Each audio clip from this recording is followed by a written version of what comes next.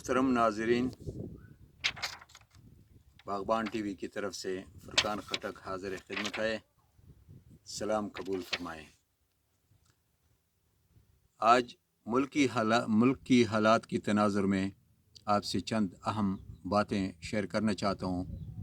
امید ہے آپ میری گزارشات کو توجہ سے سنیں گے۔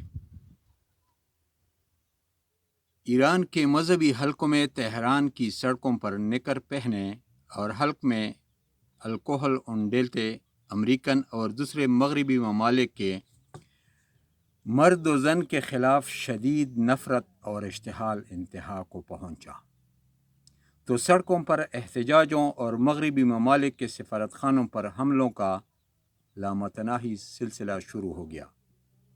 شاعران اور ان کے وفاداروں نے طاقت کے بل بوتے پر مظاہروں کو روکنے کی حتی المقدور کوششیں کی مگر ناکام رہے۔ تب ایرانی حکومت نے مظاہرین کے سپریم لیڈر آیت اللہ خمینی کو گرفتار کر کے جلاوطن کر دیا۔ جلاوطنی کی چند روز بعد ایک مغربی صحافی نے انٹرویو کے دوران امام خمینی سے سوال کیا، تم انقلاب تو نہ لا سکے مگر خود کو در بدر ضرور کر دیا۔ تب خمینی نے کہا، انقلاب ایران یقینی ہے مگر آج کل وہ جھولوں میں جھول رہا ہے۔ امام خمینی کی جلاوطنی سے انقلاب کی بھڑکتی ہوئی آگ تو کچھ ٹھنڈی پڑ گئی مگر چنگاریاں بدستور سلگتی رہیں۔ کئی سال بعد اسی صحافی کا امام خمینی کے ساتھ پھر آمنا سامنا ہوا۔ تب صحافی نے پھر اپنا سوال دہرایا۔ امام خمینی نے جواب دیا، انقلاب جواں ہو چکا، منزل اور مقصود چھیننے کے لیے ایران کی سڑکوں پر مچل رہا ہے۔ اور پھر وہی ہوا۔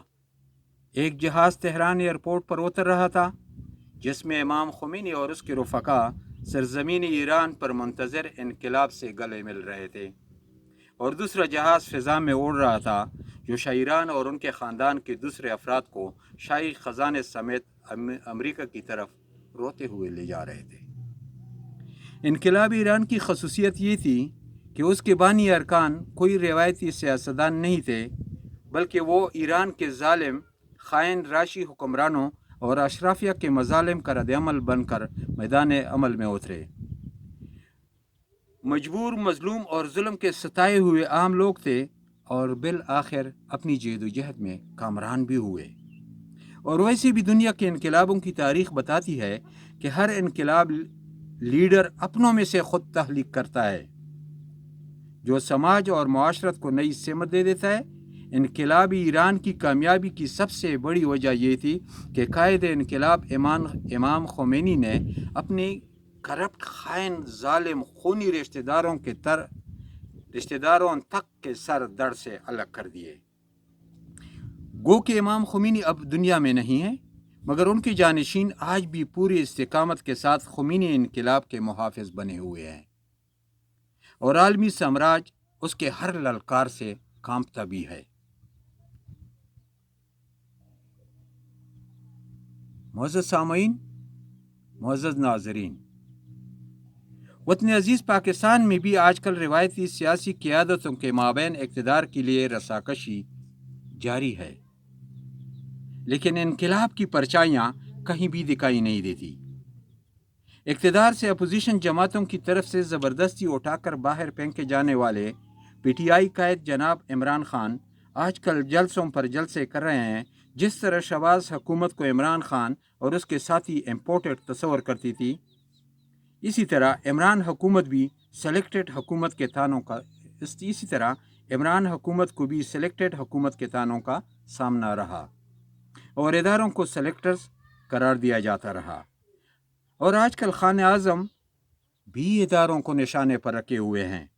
جب اقتدار میں تھے تو اپوزیشن کے احتجاجوں، لانگ مارچوں کو وہ ملکی عدم استحکام اور انارکی پھیلانا جانتے اور مانتے اور سمجھتے تھے، مگر آج کل خود اپنے اور ساتھیوں کے لیے انارو حاصل کرنے کے لیے اپنی جذباتی تقریروں کے ذریعے نسل نو کو لاقانونیت پر اکسا رہے ہیں۔ ایک طرف عمران خان حکومت کے مالی سکینڈلز وقتاً فوقتاً سامنے آ رہے ہیں تو دوسری طرف ملک میں خونریزی کے اندیشے بھی بڑھ رہے ہیں۔ اقتدار سے جبری بے دخلی پر خان اعظم نے ایک کاغذ لہرایا تھا کہ یہ کاغذ میری حکومت کے خاتمے کے لیے اپوزیشن سیاسی جماعتوں اور امریکہ کے گٹھ جوڑ کا ثبوت ہے۔ خط کا مدعا اپنی جگہ درست یا غلط، اس پر تبصرہ کیے بغیر سوال پیدا ہوتا ہے کہ اگر یہ خط امریکہ اور اپوزیشن گٹھ جوڑ درست ہے اور یہ خط 7 مارچ کو حکومت کو موصول بھی ہوتا ہے تو سوال یہ پیدا ہوتا ہے کہ اس کے لیے جوڈیشل کمیشن کیوں نہیں بنایا گیا، پارلیمانی کمیشن کیوں نہیں بنایا گیا، FIA سے انکوائری کیوں نہیں کرائی گئی، سیول کیس کیوں نہیں بنایا گیا، اور تو اور کم از کم ایک آدھ امریکی سفارتکار کو تو ملک بدر کیے جاتے، کیونکہ اس وقت یعنی 7 مارچ تھا، 10 اپریل تو حکومت عمران خان ہی کی تھی۔ دوسرا اہم سوال یہ کہ اگر اپوزیشن سیاسی جماعتوں کے عمران خان کی حکومت پر سلیکٹڈ اور سلیکٹرز کے الزامات کو درست تسلیم نہ بھی کیا جائے تو عمران خان اپنی 3 سال 7 ماہ اور 22 دن کی حکومتی کارکردگی عوامی جلسوں میں کیوں نہیں بتاتے؟ اور یہ بھی کہ سال 2018 کے انتخابات سے قبل عمران خان نے خوشکن تصورات پر مبنی جو آئین اور منشور اور انقلابی انتخابی نعروں کا سہارا لیا، اس پر وہ اپنی 3.5 سالہ دور اقتدار میں عمل درآمد کیوں نہ کر سکے؟ چوروں ڈاکوں کو نہیں چھوڑوں گا کہ بیمانی گردان کی بجائے قوم کو یہ کیوں نہیں بتایا جاتا کہ ہم نے ان چوروں سے عوام کی لوٹے ہوئے اتنے اربوں ڈالر کی ریکوری کرائے؟ خان اعظم کی امریکی پابندیاں توڑنے اور روس سے سستا تیل لینے کی جذباتی نعرہ اپنی جگہ، مگر وہ قوم کو یہ بھی تو بتا دے کہ اپنے 3.5 سال سے زیادہ اقتدار کے دوران اس سے کم سخت شرائط یا سخت پابندیوں توڑتے ہوئے آزاد خارجہ پالیسی کے تحت ایران سے سستی گیس کیوں نہیں لی؟ وہ تو پائپ لائن بھی بچھی ہوئی ہے جو آسانی سے حاصل کی جا سکتی تھی۔ عام آدمی کے لیے سمجھنے کے لیے صرف اتنی بات کافی ہے کہ جو عام لوگوں اور ان کے بچوں کو حکومت مخالف پرتشدد احتجاجی تحریک کا حصہ بننے پر اکسا رہے ہیں، وہ اپنے بچوں کو لندن سے واپس بلا کر امریکہ کی غلامی سے آزادی کی عظیم تحریک کا حصہ کیوں نہیں بناتے؟ یہ بہت بڑا سوال ہے، اور اس سوال کا جواب ہر شخص کو اپنے آپ سے پوچھنا چاہیے، اپنی ضمیر سے پوچھنا چاہیے۔